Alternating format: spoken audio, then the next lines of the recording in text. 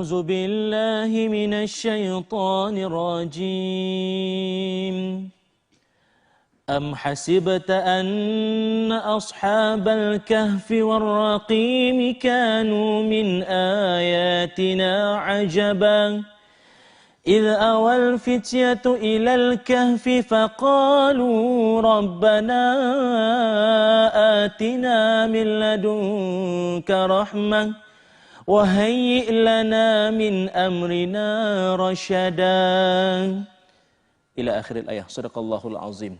Allah Subhanahu wa taala berfirman, ingatkanlah, Allah Subhanahu wa taala berfirman, adakah engkau menyangka, wahai Muhammad, bahawa kisah Ashabul Kahfi dan Ar-Raqim itu sahaja yang menakjubkan di antara tanda-tanda yang membuktikan kekuasaan kami? Ingatkanlah peristiwa ketika serombongan orang-orang muda pergi ke gua, lalu mereka berdoa, wahai Tuhan kami, kurniakanlah kami rahmat dari sisimu dan berilah kemudahan serta pimpinan kepada kami untuk keselamatan agama kami. Surah Al-Kahfi ayat 9 hingga ayat 10. Assalamualaikum warahmatullahi wabarakatuh.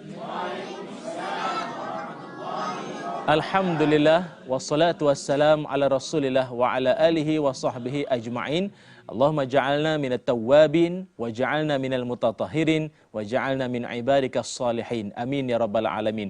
Alhamdulillah, bertemu kita dalam rancangan Tanyalah Ustaz Biar Tahu. Jangan keliru, dan teman berteman bersama dengan saya pada kali ini iaitu para pelajar dan juga para guru-gurunya dari sekolah Al-Huffaz yang istimewa didatangkan dari Payakumbuh, Sumatera Barat, Indonesia. Terlebih dahulu kita nak dengar suara audien atau penonton di studio kita. Kaifa halukum jami'an? Alhamdulillah, maknanya kita tanya apa khabar lah tu ya tuan-tuan ya. Jadi saya juga mendoakan para penonton di rumah semua dalam keadaan yang sihat dan sentiasa mendapat bimbingan daripada Allah Subhanahu wa taala sepanjang masa insya-Allah. Ayat yang saya kongsikan sebentar tadi, yang saya bacakan tadi ialah ayat daripada surah Kahfi ayat 9 hingga ayat 10 yang menjadi amalan kita setiap Jumaat. Allah berfirman ataupun Allah mengingatkan kita suatu peristiwa penting yang berlaku kepada golongan Ashabul Kahfi. Ya, jadi penonton semua pernah dengar ya? Ashabul Kahfi pernah dengar? Ashabul Kahfi golongan ataupun 7 orang pemuda yang Allah Subhanahu wa taala selamatkan mereka dan Allah taala tidurkan mereka selama 309 tahun. Dan akibat kerana mereka nak menyelamatkan akidah mereka daripada disesatkan atau nak dirosakkan oleh pemimpin ataupun raja yang zalim pada zaman tersebut. Mereka lari bersembunyi dalam sebuah gua dan dalam gua itulah menyaksikan tanda-tanda kebesaran Allah dengan Allah menjadikan masa yang panjang itu terasa sekejap saja. Mereka tidur 309 tahun. Ada tak di kalangan pelajar-pelajar yang di hadapan ustaz ni yang pernah tidur selama, jangan kata selama itu ya, memang umur pun tak sampai lagi. Yang pernah tidur selama 3 hari, pernah? 3 hari tak bangun lah. Ada tak ada? Pernah? 3 jam? Adalah dalam basnya. Ya. 3 hari, ustaz ingat bukanlah 3 hari. 1 hari pun cukup kalau tak bangun. Kalau 1 hari dari pagi sampai ke sore maupun petang ke nanti, bangun mesti jadi zombie. Ya, tahu zombie? Kan lama sangat tidur boleh kepala pusing ya. Jadi masya-Allah, tuan-tuan harap fahamlah ya, ayat saya ni bercampur-campur, kejap Malaysia bunyi macam Indonesia sikit tuan-tuan. Jadi maknanya apa? Ini tanda-tanda kebesaran Allah, tapi fokusnya ialah golongan pemuda. Sesuai dengan tajuk kita pada kali ini iaitu tentang baligh tapi belum matang. Baligh tapi belum matang. Hari ini kita nak bincangkan bersama dan harapannya semua yang ada dalam majlis ini semuanya yang dah baligh ke? Bukan rasa baligh tau, dah memang betul baligh. Ya, insya-Allah ada ni campur semualah dan sesuai juga anak-anak ni dalam usia nak menuju ke arah baligh tu apa persiapan dia. Ini penting ya. Dan juga penonton di rumah insya-Allah dah nama pun Tanyalah Ustaz. Jadi kita buka soalan kepada rakan-rakan kita jauh dari Indonesia ni, mungkin ada soalan-soalan yang mungkin dapat mengembangkan lagi perbincangan kita ini. Falyatafaddal mashkura. Dipersilakan. Bismillah. Assalamualaikum warahmatullahi wabarakatuh. Waalaikumsalam warahmatullahi wabarakatuh. Nama saya Ri'el Hanif. Ri'el Hanif. Ri'el Hanif, Ustaz. Ya. di sekolah kita lihat hari ini, anak-anak kita mungkin sebentar lagi akan masuki masa balik. Ya. Atau mungkin sudah ada yang balik anak-anak kita. Yang dipersoalan seperti ini Ustaz. Ketika mereka balik secara lahirianya, secara badannya balik, mungkin dalam artian tanda-tanda baliknya sudah nampak di badan-badannya, di lahirianya. Tetapi pemikiran mereka belum matang Ustaz. Subhanallah. Belum dewasa. Itu bagaimana Ustaz? Bisa Ustaz jelaskan? Karena ini persoalan mungkin tidak hanya persoalan kami, tapi juga mungkin persoalan semua orang tua atau anak-anak hari ini yang anak-anaknya sudah balik atau mau masuk masa balik. Terima kasih Ustaz. Betul, Alhamdulillah. Terima kasih kepada Ustaz yang bertanya tadi ini. Saya kira ini satu isu yang bukan setakat di Malaysia, Indonesia, Singapura, mana-mana negara pun, inilah isu yang kita nak bincangkan bersama, iaitu cukupkah sekadar balik, sekadar badan sahaja tetapi pemikiran belum matang.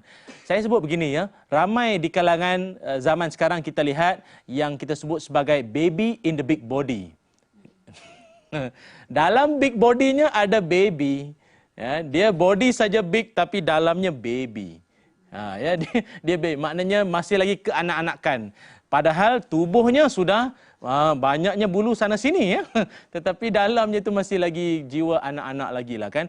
Baik, terlebih dahulu Ustaz ya dan semua para penonton di rumah, anak-anak sekalian, kita tengok apakah yang disebut sebagai balik ini. Sedia maklum kita tahu balik ialah bila seorang lelaki maupun wanita itu, perempuan itu sampai pada tahap umur tertentu, dia ada bedanya ya, ada berbeza kalau lelaki wanita. Lelaki kebiasaannya tabi'inya ialah kebiasaannya 15 tahun. Kalau wanita dia lebih awal, ada yang 9 tahun. Tapi walau apa pun, yang pentingnya ialah pada waktu balik itulah mereka sudah menerima taklif ataupun tanggungjawab daripada Allah Subhanahu Wa Taala untuk melaksanakan solat, puasa, haji dan ibadah-ibadah yang lain. Kalau sebelum itu semuanya dalam tanggungan ibu ayah, lepas daripada itu sendiri tanggung. Kalau meninggal dunia akan ditentukan sama ada ke syurga maupun ke neraka, wal iazubillah.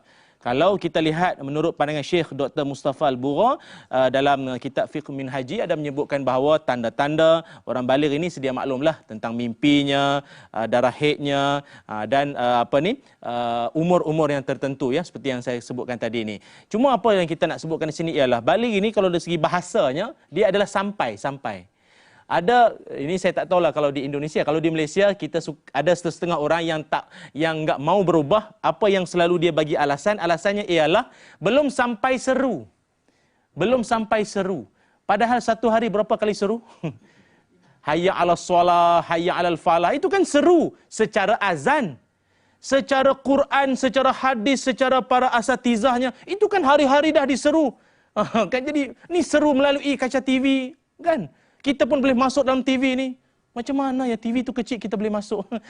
Jadi ini semua ni kan seru lah tu. Baligh maknanya sampai. Sampai maknanya sampai apa? Sampai dah perintah Allah kepada kita untuk melaksanakannya. Cuma Ustaz, bila kita sebut kata baligh saja tak cukup, mesti kena matang.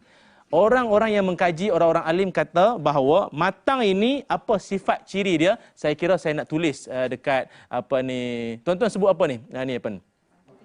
Papan? Oh, papan tulis. Kalau kita panggil blackboard. Ya. Papan hitam ya, papan hitam. Masya-Allah ya. Okey. Jadi apa saya nak tulis tadi ya? Okey, bila sebut matang, ini antara ciri-ciri ataupun sifat-sifat yang ada. Manalah tahu kan, ada orang dia sudah balik tapi matangnya baru 50 tahun baru matang. Ada, lambat dia punya matang ya. Kesian dia ya, dia lambat serunya sampai. Jadi kalau matang ini sifatnya apa? Antaranya apa? Dia ada gabungan antara ini, antara ilmu, sikap dan juga keyakinan. Ini dia. Orang yang matang ini dia ada ilmu semestinya ilmu yang tinggi. Kan, belajar dan juga dia memiliki sikap yang positif kan, ataupun sikap ataupun kita sebut sebagai, saya sebut yakinan ya. Yakin saja. maaf ya. Sikap yang apa? Sikap yang ataupun akhlak yang mahmudah, akhlak yang terpuji. Orang tua disayangi, orang muda dihormati, yang susah disantuni. Begitu. Jadi maknanya dia sikapnya baik. Kalau orang tak matang, dia tak tahu, dia layan semua orang sama saja. Orang tua ke orang muda ke dia lawan, dia layan lebih kurang saja. Tapi sedang satu lagi, dia ada keyakinan diri. Apa tindakan yang dia buat, dia yakin ini semua kerana ilmu yang dia pelajari. Dan ilmu pula datang daripada mana? Wahyu Al-Quran dan juga hadis Nabi sallallahu alaihi wasallam. Ini orang matang. Ataupun bahasa yang lain juga kita boleh katakan orang matang ni sifatnya, kalau saya tak catat di sini cuma saya nak sebutkan, antaranya sifatnya apa? Dia mampu menilai, berfikir dan memilih dan bertindak dengan betul. Kalau orang yang tak matang ini, apa yang dia buat asal nak seronok saja.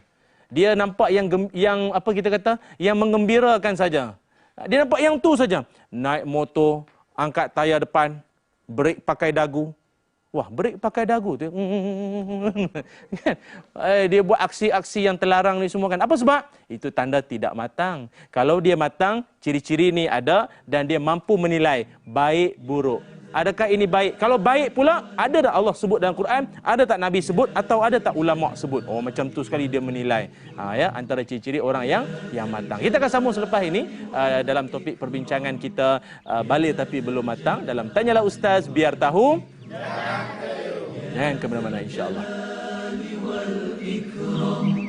Ya Zal Jalali wal Ikram, Ya Zal Jalali wal Islam, Ya Zal Jalali wal Ikram, Ya Zal Jalali wal Alhamdulillah, Ya Zal Jalali wal Ikram. Alhamdulillah, syukur pada Allah Subhanahu wa taala kita bertemu lagi dalam rancangan Tanyalah Ustaz Biar Tahu.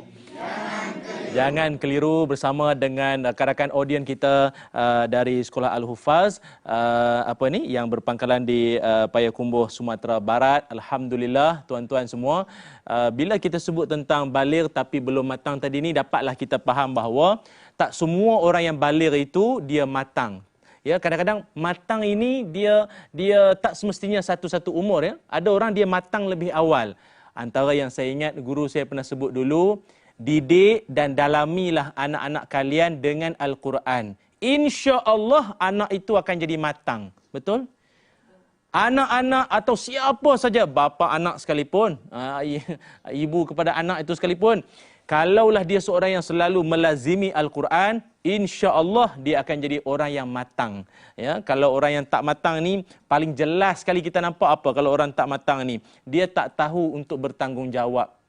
Dia tak tahu nak bertanggungjawab. Sebab itu kita tengok ada pasangan suami isteri, bila kahwin saja, masih lagi tak matang. Benda-benda kecil pun nak bergaduh.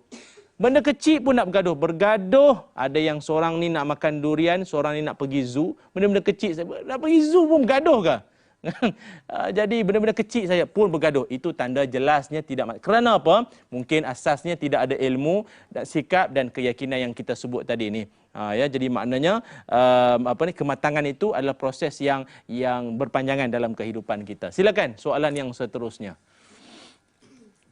Baik, bismillahirrahmanirrahim. Assalamualaikum warahmatullahi wabarakatuh, Ustaz. Waalaikumsalam warahmatullahi wabarakatuh. Inspirasi dari Al-Kahfi ini sangat memberikan penguatan jiwa, Ustaz. Ya. Mohon jelaskan kepada kami tentang sifat-sifat terpuji dan hebat yang ada dalam karakter Al-Kahfi dalam surah Al-Kahfi ini, Ustaz. Syukran, Ustaz. Alhamdulillah. Para penonton yang saya muliakan di rumah, bila kita sebut tentang karakter ataupun kita panggil ciri-ciri kepribadian Ashabul Kahfi ini, pemuda contoh yang kita nak ambil sebagai inspirasi kita ialah dalam Al-Quran. Kita tengok surah Al-Kahfi ayat 13 ya. Surah Al-Kahfi ayat 13, Allah Subhanahu wa taala berfirman, "Nahnu naqussu 'alaika naba'ahu bil haqq innahum fityatun amanu bi rabbihim wazidnahum huda." Sadaqallahul azim. Allah berfirman, kami ceritakan kepadamu wahai Muhammad perihal mereka dengan benar. Sesungguhnya mereka itu orang-orang muda yang beriman kepada Tuhan mereka dan kami tambahkan mereka dengan hidayah dan petunjuk. Jadi pelajarannya di sini apa? Pemuda ataupun Ashabul Kahfi ini, jiwa mereka adalah jiwa yang beriman. Saya kira kan pelajar-pelajar sekolah ataupun pelajar-pelajar di universitas ya, ataupun universiti, college di luar sana, dengan keimanan Allah akan berikan kita hidayah dan petunjuk. Bermula dengan kita kena ada keimanan dalam diri kita. Keimanan yakni keyakinan yang tinggi. Maka di situ syarat untuk Allah Ta'ala berikan kepada kita, apa tadi kita sebut? Hidayah dan petunjuk dari Allah Ta'ala. Sebab tu kalau kita tengok golongan Ashabul Kahfi ini, oh Masya Allah, sangat-sangat matang ya. Kerana apa? Mereka memikirkan bukan untuk diri saja. Kalau orang yang tak matang, dia nak fikir apa? Apa aku nak makan? Kemana aku nak pergi? Apa aku rasa? Orang matang, dia tak fikir dia sahaja. Kata bahasa Inggerisnya, life is not about me, but life is about we. Orang matang, dia memikirkan we. Kita, nahnu. Kita semua, kita bersama. Apa dia nak cakap, nanti dulu. Nanti orang akan terasa hati, berkecil hati. Jadi lebih baik aku jangan cakap. Memang aku suka, tapi aku suka tak semestinya orang suka. Itu orang matang. Sebelum dia nak bercakap, sebelum dia nak berbicara, sebelum dia nak bagikan keputusan, dia fikir dulu semua tentang semua. Kan we. Kalau me, itu tak matang. Fikir dia saja, dia tak fikir orang. Kan? Itu dia. Jadi kalau orang matang dia menjiwai perasaan orang lain. Sebab itu juga kita tengok bagaimana Ashabul Kahfi ini mereka adalah golongan yang Allah Taala berikan hidayah dan petunjuk. Kita tengok ya, betul lah ya kalau kita tengok dalam hidup orang-orang yang beriman, orang-orang soleh ini Allah Taala pasti akan kumpulkan mereka di satu tempat yang baik. Kan, rupa-rupanya Ashabul Kahfi ini diceritakan, mereka ni bukanlah dari satu tempat yang sama, mereka ni lain-lain daerah, kita kata, lain-lain. Tetapi kerana masing-masing ada niat yang baik, mereka ditemukan di satu tempat, namanya kahfi lah, ataupun gua di satu tempat. Macam kita lah. Rakan-rakan semua, tuan-tuan semua daripada Indonesia, kita Malaysia ini, bila masing-masing semua ada niat baik, Allah temukan kita di mana? Di mana? Ditanyalah ustaz ya. Ataupun senang cakapnya dalam majlis ilmu. Kalau di kawasan rumah kita, di kawasan perumahan kita tu, di mana Allah akan temukan kita, tempat orang baik-baik semua? Masjid. Bukanlah, jangan cakap gua pula. Semua kita jumpa di gua. Kerana semuanya beriman, bukan. Kahfi zaman sekarang, kita umpamakan masjid lah. Tempat pertemuan semua orang-orang yang nak jadi baik, yang nak jadi ahli syurga. Amin insya-Allah. Jadi kita sebut, saya nak sebutkan secara ringkasnya 4 sifat ciri-ciri yang ada pada Ashabul Kahfi ini. Yang pertamanya mereka golongan yang mantap keyakinan diri. Ya, mantap keyakinan diri, akidah mereka teguh. Satu. Ya. Yang keduanya, minda mereka tajam, bersumberkan Al-Quran dan Sunnah. Dan yang ketiganya, sentiasa bermujahadah dan istiqamah. Boleh melawan kehendak diri. Biasa kan kita dengar laungan pagi kan, as-salatu khairum minan naum. Mana yang kita pilih? Solah atau naum? Solah ke naum? Minan. Jawapannya adalah solah. Tapi kalau ikutkan kehendak diri, mana? Tidur. Tidur, kan? Tetapi kita menyahut seruan Allah, solah tadi. Itu orang matang. Dia tahu meletakkan yang mana lebih penting dalam hidup dia. Bukan penting diri, pentingkan kehendak Allah. Itu orang matang yang sebenarnya. Dan yang keempatnya, Ashabul Kahfi ini golongan yang sangat beradab dan berakhlak tinggi. Kalau ayat yang lepas itu banyak wal yatalattaf, kita melihat mereka sangat lemah lembut berbicara dengan orang awam semua. Ini tanda-tanda pemuda yang hebat insya-Allah di kalangan pelajar-pelajar kita lah ya. Amin insya-Allah. Silakan soalan yang seterusnya jika ada. Assalamualaikum Ustaz. Waalaikumsalam warahmatullahi wabarakatuh. Perkenalkan, nama saya Muhammad Syauqi Al-Faiz. Ya. Saya ingin bertanya. Saya kurang faham dengan maksud alam ini seumpama sekolah. Mohon Ustaz terangkan. Ya.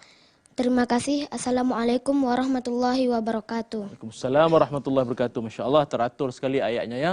Pasti selepas bertanya itu begitu nyaman sekali ya. Akan terasa lapang dan tenang jiwa itu. Tidur pun lena lepas ni insya-Allah ya. Selagi tidak bertanya, itulah ya azab yang sukar nak diterjemahkan ya. Masya Allah ya.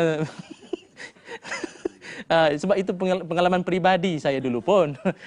Okey. Apa soalan tadinya ya? Alam ini bagaikan sekolah. Alam ini juga bagaikan satu madrasah kepada kita. Betul, kalau kita tengok dalam Al-Quran, ada ayat yang disebut, ini ialah kita semua di kalangan pelajar hufaz, yang mendalami Al-Quran, sedia maklum tahulah kan. Dalam Quran ada ayat-ayat yang makru'ah. Ayat-ayat makru'ah ini ayat yang apa? Ayat yang bersifat bacaan, kita baca. Yang satu lagi namanya ayat-ayat manzurah. Ayat-ayat manzurah ini ayat-ayat yang bukan sekadar baca, makru'ah, tetapi manzurah. Maknanya lihat, kaji, teliti, selidik. Tu dia. Kita kaji betul-betul apa yang Allah Ta'ala nak sampaikan kepada kita. Sebagai contoh ayat apa? Afala yanzuruna ilal ibili kai. Sambung. Subhanallah. Hafizah ya. Amin insyaAllah. Tidakkah kamu melihat bagaimana unta itu diciptakan? Unta ni Masya Allah satu haiwan yang Allah Ta'ala ciptakan. Memang yang nak jaga tu semua memang kena sabar. Pernah nampak unta? Pernah jumpa unta? Unta kan kalau dia tak jumpa pun tak apalah, tengok dalam televisyen kan. Kita tengok kadang dia jalan pun kan dia sabar, siapa nak jaga dia. Kan? Nak sembelih pun bukan senang. Ada satu kampung tu diceritakan, ini di Malaysia lah pernah berlaku ya. Nak sembelih unta, satu kampung tak tahu apa nak buat. Ada seorang ni bagi cadangan gini. Unta ini kena bisik dengan dia, kena bagi tahu dengan dia supaya dia duduk. Tapi masalahnya seorang cari cakap, unta ini kan dari Arab. Kena cakap Arab. Kita bukan orang Arab. Tiba-tiba kalau begitu kita minta Pak Ustaz tolong cakapkan. Ustaz kan dulu belajar dekat Arab. Jadi seorang Pak Ustaz tu, Ustaz tolong cakap dengan unta ini, suruh duduk. Ustaz tu cakap, boleh. Ijlis. Maknanya duduklah kan. Ijlis. Unta tu buat tak tahu aja. Kan buat kan kalau Malaysia buat buat tak tahu kan. Ijlis. Betul-betul tak nak duduklah unta tu. Dia buat tak faham je kan tu. Akhirnya datanglah orang yang bawa unta tu. Apa dia cakap? Tuan-tuan semua minta maaf ya. Unta ini dari Australia. Ya. Bukan ijlis. Jawabnya apa? Sebutnya apa? Sit down sajalah. Baru unta tu duduk. Cerita orang sajalah. Ya wallahu alam. Aduh ya Allah. Jadi maknanya rupanya unta orang putih ya, bukan unta Arab. Jadi tak apalah, kesimpulan kita sebut sini, unta ini ciptaan Allah yang sangat-sangat kita panggil apa? Miracle. Ada keajaibannya tentang air di belakang semua. Tetapi pelajarannya apa? Allah suruh kita melihat unta tu bukan tengok saja. Ada orang pergi ke Mekah, pergi buat umrah haji kan, bergambar saja dengan unta tu. Peace. Unta kat belakang pakai spek hitam. Unta tu yang pakai spek hitam. Jadi bukan itu saja. Kaji. Begitulah alam ini. Contohnya ikan, air terjun, rumput, pohon-pohon. Ini semua ada pelajarannya. Sebagai contoh, apa pelajaran daripada ikan yang kita boleh belajar? Ikan di laut, apa pelajaran kita boleh ambil selain makan? Apa dia? Rupa-rupa ikan walaupun dalam laut yang masin, isinya tidak masin. Betul tak? Kecuali orang yang memasinkan ikan masin. Kan? Di Indonesia ada ikan masin? Ikan asin ya sebut ya. Ikan asin. Siapa yang asin kan? Orang lah. Bukan ikan tu yang asinkan dirinya. Jadi maknanya apa pelajaran? Jangan mudah terpengaruh. Walau duduk dalam suasana masin, kita tidak ikut sama masin. Jadi banyak lagi pelajaran kita akan sambung selepas ini. Binatang semua dah keluar, unta, ikan semua dah keluar. Banyak lagi binatang yang kita kongsi lepas ni. Jangan mana terus setia bersama kami dalam rancangan Tanyalah Ustaz Biar Tahu. Alhamdulillah. Amitna ala dinil Islam ya zal jalali wal ikram. Ya Zal Jalali wal Ikram, Ya Zal Jalali wal Ikram, amitna ala.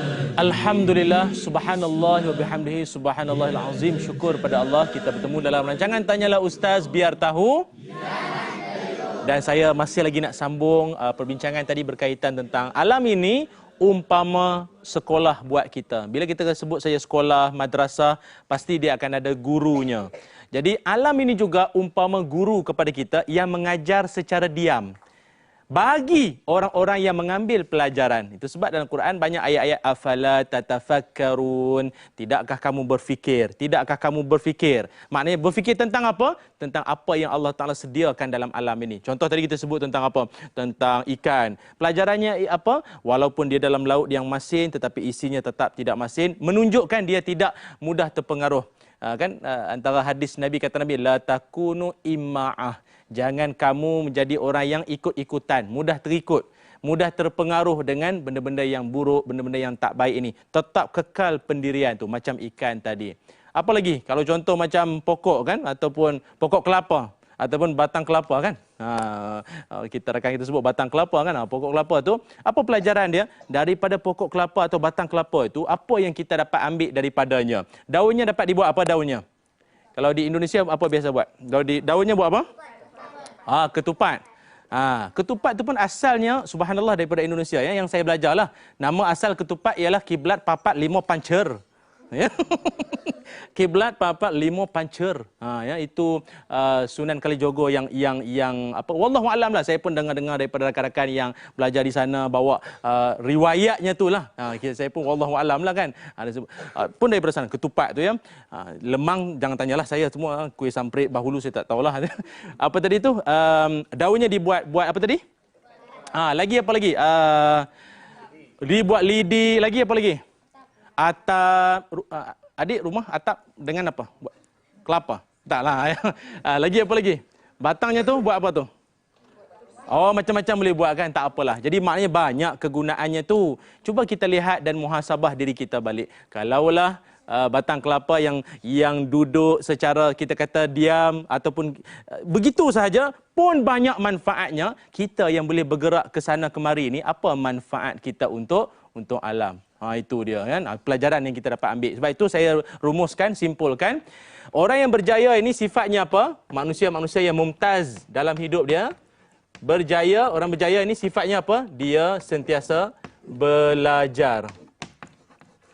Belajar. Kalau orang yang kita panggil apa? Dhaif ke rasid ni. Orang-orang yang gagal ini, apa sifat dia? Saya tulis bahasa Inggeris pula ya. Dia sifatnya sentiasa repeat. Repeat atau bahasa Melayunya juga kita kata ulang. Kalau di universitas kan, di universiti kan, madrasah, ataupun saya ingat kebiasaannya di universiti lah. Kalau gagal mesti kena repeat kan. Kena ulang balik. Begitulah dalam hidup. Orang berjaya sentiasa belajar dari kesilapan. Tetapi orang yang gagal, ulang kesilapan tu. Sampai sudah tua pun perangai begitu lagi. Kesian kan, daripada kecil, dari zaman muda sampai tua, perangai tak berubah-ubah. Suka menipu, berbohong, menfitnah. Itulah perangai dia. Apa dia? Mengulang-ulang kesilapan dan kelemahan dan kekurangannya itu. Macam Pak Ajim lah aku rasa. Ya? Jadi itulah ya kesimpulan daripada sifat yang kita sebut sebagai belajar. Ataupun alam ini bagaikan sekolah. Ya? Silakan soalan yang seterusnya. Silakan. Bismillahirrahmanirrahim. Assalamualaikum warahmatullahi wabarakatuh. Waalaikumsalam warahmatullahi wabarakatuh. Nama ana Rinaldi, Ustaz. Ya. Mewakili barangkali dari soalan para orang tua di rumah ataupun para guru-guru sebagai pendidik, bagaimanakah kira-kira untuk membina keyakinan diri agar berjaya di dunia akhirat? Terima kasih, Ustaz. Alhamdulillah ya, terima kasih.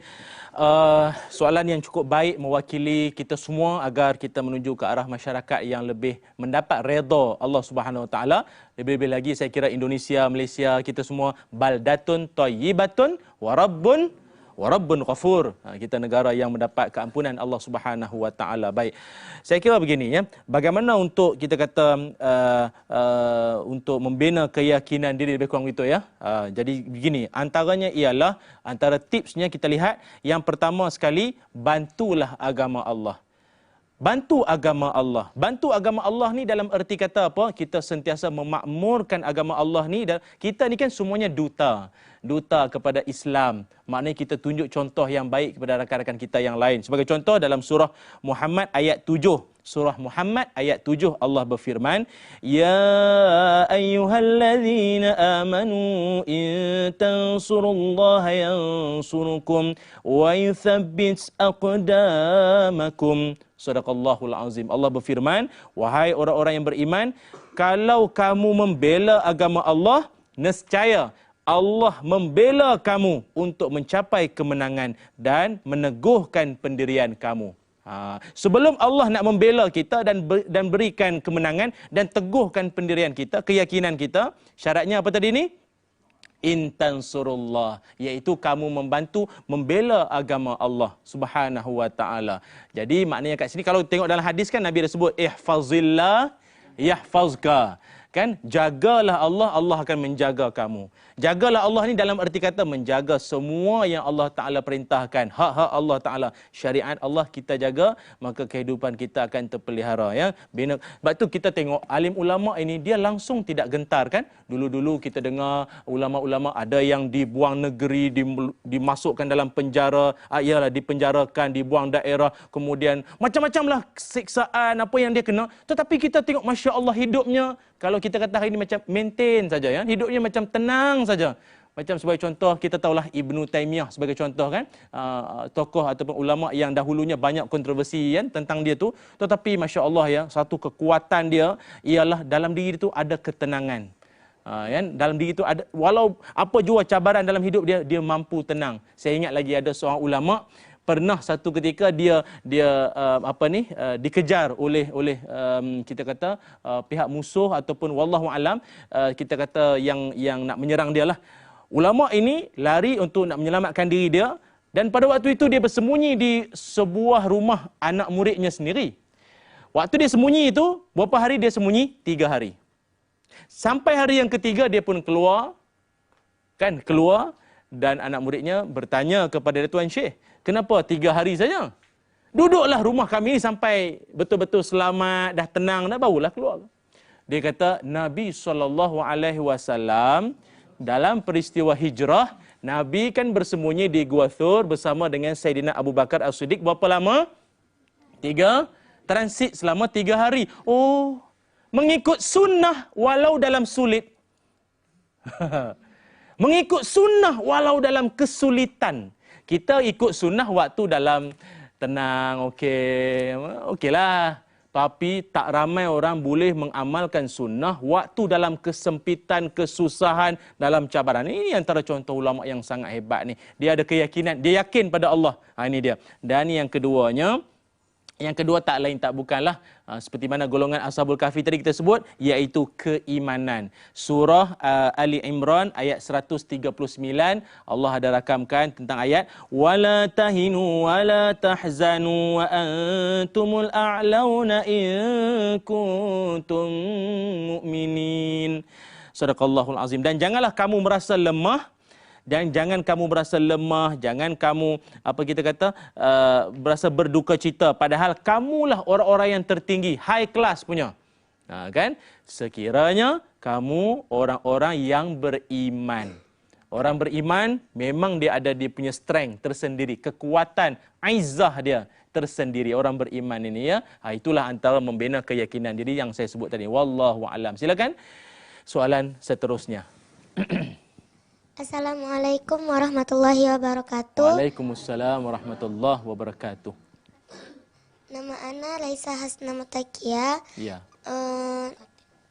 Ana mau mengasih soal, apakah perbedaan dari bisikan setan dan bujukan hawa nafsu?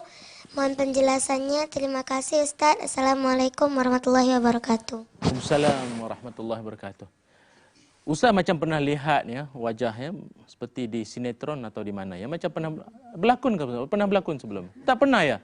Tapi wajahnya tu ada serupa ya. Kalau di Malaysia kita kata pelanduk dua serupa. Ya. Bukan tanduk, pelanduk ya. Jadi apakah perbedaan? Ya memang berbeda. Oh memang berbeda sekali. Bukan sekali, banyak kali dia punya beda tu ya. Oh Masya Allah. Antara bisikan syaitan dan juga nafsu. Oh Masya Allah lain. Ya, beda sekali. Kalau syaitan, kita lihat dalam Al-Quran surah Al-Hijr. Al-Hijr ayat 39. Allah berfirman, Allah rakamkan ini kata-kata iblis. Qala rabbi bima aghwaytani la uzayyinanna lahum fil ard wala'uwiyannahum ajma'in. Sadaqallahul azim. Kata iblis, Allah rakamkan dalam surah Al-Hijr ayat 39.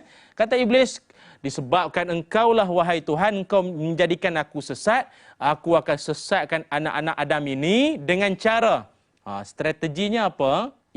Iblis atau syaitan ni, kata dia, la uzayyinanna lahum fil ard, menghiasi yang jahat, yang buruk itu kelihatan baik, yang haram kelihatan halal.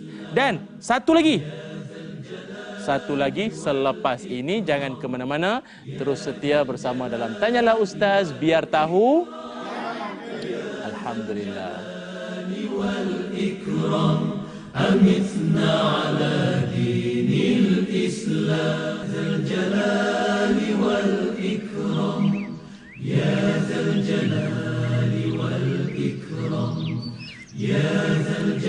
Alhamdulillah, subhanallah wa bihamdihi, subhanallahil azim. Syukur pada Allah kita dipanjangkan umur untuk berada dalam zon ilmu, berada dalam zon yang positif, yang baik ini. Mudah-mudahan akan menyemarakkan semangat kita untuk jadi yang lebih baik dan lebih ahsan di masa-masa akan datang, insya-Allah. Tuan-tuan, para penonton di rumah dan sahabat-sahabat yang berada di studio dari Sekolah Al-Hufaz, tadi kita sebut tentang apakah beza ataupun beda di antara pujukan syaitan dan juga nafsu. Beza ya. Kalau syaitan tadi, yang haram itu dia buat supaya kita nampak itu halal, ataupun mengelirukan kita sampai kadang-kadang kita terjebak, terjumus untuk buat benda yang jahat tadi itu. Padahal terang-terang jahat, tapi dia bagi kita nampak macam betul lah, macam baik, macam bagus je. Kan? Mas, masjid. Ayo mas, masjid. Masjid, pakainya memang seksi, tapi dia cakapnya masjid. Macam mana tu? Gimana tu? Dia pakai memang seksi, tapi diserunya masjid. Jangan terkeliru ya. Itu pun seruan siapa tu? Syai. Rupa-rupanya bukan masjid itu, rupanya masaj dan picit. Bahaya tu. Itu pun seruan syaitan yang sukar nak dikenal pasti. Ya Pak Ustaz ya, hati-hati ya. Ustaz-ustaz ini syaitannya general-general tahu datang. Jangan, Masya Allah takut kita. Mu'alim ni banyak cabarannya. Anak-anak okey lagi. Mu'alim-mu'alimah tu banyak kena jaga iman masing-masing ya, termasuk yang bercakap ini. Ya, kalau nafsu, berbeza. Nafsu sentiasa mengajak ke arah kejahatan. Inna nafsa la'amaratun bisu', mengajak ke arah kejahatan. Cumanya nafsu ini sifatnya seperti anak-anak. Pujuk sampai kita buat. Dia macam anak kecil. Selagi mainannya tak dapat, tak dibeli oleh ibu ayahnya, menjerit-jerit sampai bapaknya, iyalah, akhirnya beli. Macam kita kan, iyalah aku buatlah. Dia pujuk kita kan. Biasa kalau orang perempuan suka beg tangan kan. Beg tangan sudah ada di rumah 11 dah. Dah ada rumah 11. 11 jenama macam-macam. Macam-macam. 11 dah di rumah, tapi dia geram juga. Ya Allah, murah. Diskaun, potongan harga geram lah. Ya Allah kan. Nak beli. Suami cakap tak payah, dah ada 11 di rumah. Akhirnya okeylah, dia pun dengar cakap suami, dia pun tak beli. Balik rumah pula, di surau tengah solat di musalla, nampak rakan sebelah ada beg tu. Beg mana? Beg yang dia nak tadi kan. Aduh, semayang tak khusyuk. Semayang tengok beg tu. Itu kan nafsu. Ke mana-mana, apa senang cakap? Yang orang kita rasa cantik. Beg orang rasa cantik.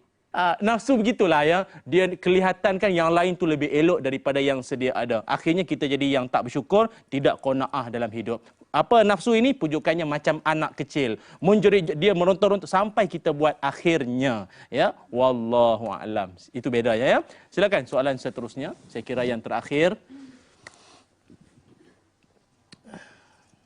Mana? Ada. Persiapannya bagus sekali ya. Assalamualaikum warahmatullahi wabarakatuh. Waalaikumsalam warahmatullahi wabarakatuh. Perkenalkan, nama saya Abdurrahman El-Hadi. Ya, Abdurrahman. Saya ingin mengajukan pertanyaan kepada Ustadz. Jangan sedih ya. Ya. Ustadz, bagaimanakah sifat ulama dahulu sewaktu zaman remaja? Mereka Sekian dari anak. Assalamualaikum warahmatullahi wabarakatuh. Alhamdulillah. Ulama-ulama ini subhanallah hidup mereka penuh dengan cabaran dan dugaan. Tetapi itu semua tidak menghalang mereka untuk menjadi yang terbaik di kalangan yang terbaik. Jadi antara ulama, saya kira kita nak ambil ulama yang paling dekat, yang selalu kita dengar namanya, iaitu Imam Syafi'i rahimahullah. Antara sifat beliau yang waktu zaman remaja, yang saya kira ya baligh tu memanglah semua manusia. Matangnya tu awal Imam Syafi'i rahimahullah. Imam Syafi'i dikhabarkan waktu dia menghafal Al-Quran, dia menjadi seorang yang hafiz. Ada yang mengatakan umurnya waktu dia hafiz itu, ada yang mengatakan 7 tahun ya. Ada yang mengatakan lebih awal ya, ada yang kata 6 tahun, ada yang kata 7 tahun. Subhanallah, awal ni, awal. Hafiz, hafal Quran. Pernah orang tanya kepada Imam Syafi'i, wahai Imam, bagaimana tuan boleh menghafal Quran sejak dari kecil? Awal sangat tu boleh hafal Quran. Bagaimana tu? Apa rahsia, tipsnya? Jadi kata Imam Syafi'i rahimahullah, kata dia, sewaktu dia membaca Al-Quran, dia rasa senang nak sambung. Senang dia nak sambung. Dia hafal, kan dia baca, dia rasa senang nak sambung. Contoh, Yasin wal Quranil Hakim. Sambung? Sebab selalu dengar, kita boleh sambung. Imam Syafi'i dengar di mana yang menyebabkan dia boleh sambung? Ibunya selalu membacakan Quran sedari kecil, sedari dalam perut lagi. Sejak dalam perut lagi, dibacakan Quran. Subhanallah, patutlah dia seolah-olah macam pernah dengar ini. Tapi di mana ya? Macam pernah dengar. Tu sebab bila baca, senang nak sambung. Wahai ibu ayah, marilah kita ambil semangat ibu Imam Syafi'i rahimahullah. Mengharapkan anak menjadi hufaz, ibunya terlebih dahulu perlu ada sifat-sifat seorang ibu yang mulia, yang mengamalkan Quran dalam hidupnya. Imam Syafi'i sudahlah hafal Quran sejak kecil. Kemudian sewaktu zaman remajanya, dia teringin sangat nak menuntut ilmu dengan Imam Malik bin Anas. Tetapi sayangnya, dia tidak berkemampuan. Harta, duitnya tak mampu. Nak beli kitab, tak mampu. Imam Malik bin Anas nak belajar, nak menuntut ilmu dengannya, perlu kena ada kitab. Jadi Imam Syafi'i memikirkan apa kaedah cara untuk dia nak pergi juga menuntut ilmu. Apa yang dia buat, subhanallah. Dihafalnya kitab Muwatta itu 3 hari, ada yang kata 3 malam. Kitab yang memuatkan kurang lebih ya 1,500 hadis dalam tempoh 3 malam. Betapa bersih dan sucinya hati, mudah ilmu masuk. Kan? Hati jauh dari maksiat, akal itu suci daripada segala maksiat dan kekotoran dosa. Hati dan akal mudah menerima ilmu. 3 malam, 1,500 hadis, bukan matanya sahaja. Kalau ustaz-ustaz di luar sana kita sedia maklum kan, bukan setakat hadis matanya saja, dengan perawinya. Semua dihafal, subhanallah. Sampai bila dia masuk dalam majlis ilmu Imam Malik, duduk di celah-celah ramai orang sebab dia tak ada kitab. Tapi bila Imam Malik round check, kita hari ni kita kata spot check lah, tengok betul ke semua ada kitab ni. Sekali Imam Syafi'i tak ada kitab. Kan? Sekali Imam Malik bertanya, mana kitab kamu? Jadi kata Imam Syafi'i, dia betul-betul tak mampu nak beli kitab, tapi semua dia dah hafal. Jadi Imam Malik cuba test. Cuba baca hadis daripada kitab Al-Muwatta tu. Apa yang berlaku tuan-tuan semua, adik-adik sekalian ni, ambil semangat ni ya. Imam Syafi'i rahimahullah membacakan hadis, 15 hadis daripada kitab Muwatta, bukan matan sahaja, dengan semua perawinya, semua sanad semua dibaca. Cukuplah sampai hadis ke-15, Imam Malik cakap, memang betul kamu dah hafal kitab Muwatta'ku. Tu hebatnya, Masya Allah.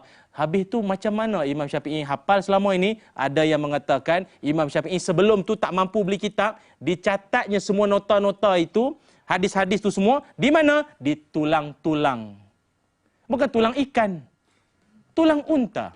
Tulang ikan kan kecil. Macam mana nak tulis? Tulang unta. Kan unta kan tulangnya besar. Ditulis. Masya Allah. Ada di kalangan adik-adik yang tulis dekat tulang? Tak ada. Tulang sendiri. Macam mana? Oh ya Allah. Semangatnya Imam Syafi'i rahimahullah. Ini yang kita nak ambil. Waktu zaman remaja, begitu bersungguh-sungguh, semangat juangnya tinggi dalam menuntut ilmu. Dialah orang yang hebat bersih kita ingat kan satu ketika pernah dia mengadu kepada gurunya akan kelemahan hafalannya. Apa dia? Gurunya Waqi' kan, syakautu ila waqi'i su'a hifzi fa arsyadani ila tarkil ma'asi. Ada sambungannya lagi kan, dia mengadu kepada gurunya Waqi' akan kelemahan hafalannya. Kata gurunya Waqi', tinggalkanlah maksiat, kerana maksiat akan menyebabkan ilmu susah untuk singgah di hati. Begitulah anak-anak para pelajar, termasuklah muallimah, muallim sekalian, marilah kita melazimi sifat-sifat ulama ini agar kita menjadi orang yang bukan sekadar baligh ya, tetapi matang agamanya, matang pemikirannya dan matang emosinya. Insya-Allah. Bismillahirrahmanirrahim. Allahumma salli ala sayyidina Muhammad wa ala ali sayyidina Muhammad. Alhamdulillahirabbil alamin. Hamdan yuwafi ni'amahu ويكافئ مزيده يا ربنا لك الحمد كما ينبغي لجلال وجهك وعظيم سلطانك اللهم اجعلنا من التوابين وجعلنا من المتطهرين وجعلنا من عبادك الصالحين اللهم إنا نسألك علما نافعا ورزقا طيبا وعملا متقبلا ربنا هب لنا من لدنك ذرية طيبة إنك سميع الدعاء. Ya Allah, jadikan kami di kalangan orang-orang yang sentiasa beramal dengan ilmu yang kami perolehi. Jadikan kami di kalangan orang-orang yang sentiasa bertaubat dan sentiasa bersungguh-sungguh dalam menuntut ilmu hinggalah akhir nyawa kami nanti. Rabbana atina fid dunya hasanah wa fil akhirati hasanatan wa qina azabannar. Walhamdulillahi rabbil alamin. Alhamdulillah, terima kasih kepada rakan-rakan di studio dari Sekolah Al-Hufaz, guru-gurunya dan semua yang menjayakan program ini. Mudah-mudahan kita bertemu di masa akan datang dalam program Tanyalah Ustaz Biar Tahu. Hati-hati dalam perjalanan pulang nanti. Moga-moga perjalanannya diberkati Allah Ta'ala. InsyaAllah. Assalamualaikum warahmatullahi wabarakatuh.